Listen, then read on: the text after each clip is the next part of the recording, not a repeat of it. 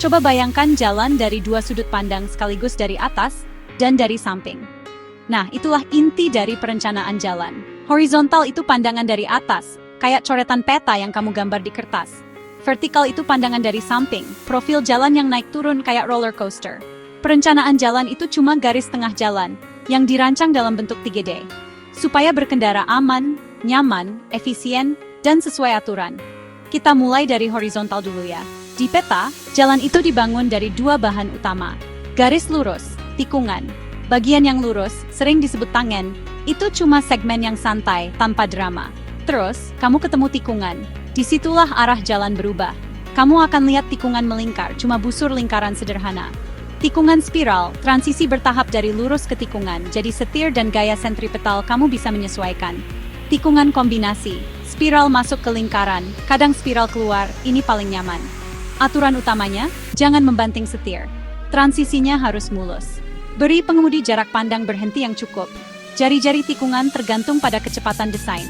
Makin cepat, makin besar jari-jarinya. Makanya jalan tol terasa landai dan jalan perumahan bisa berbelok lebih tajam. Oke, sekarang putar pandangannya. Perencanaan vertikal itu profil dari samping. Bayangkan irisan panjang di sepanjang jalan.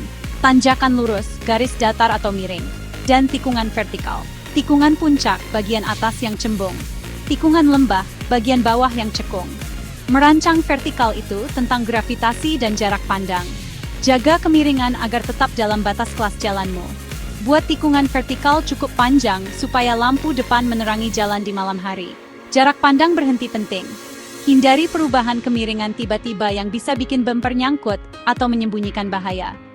Gabungkan kedua pandangan itu. Horizontal dan vertikal harus cocok. Kamu ingin keamanan, jari-jari yang pas, jarak pandang yang jelas, dan kemiringan yang masuk akal sesuai standar. Kenyamanan, spiral dan tikungan vertikal yang terasa alami, tidak ada gaya yang mengejutkan. Ekonomi, seimbangkan galian dan timbunan supaya kamu nggak perlu memindahkan gunung hanya untuk sedikit perbaikan. Estetika, rute yang menyatu dengan alam, bukan jadi bekas luka di atasnya. Checklist cepat di kepala. 1. Berapa kecepatan desainnya? Itu menentukan jari-jari horizontal dan jarak pandangmu. 1. Bagaimana medannya?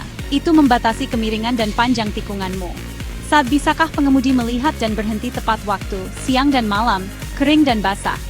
1. Apakah tikungan horizontal selaras dengan profil vertikal yang mendukung, bukan puncak yang menghalangi pandangan?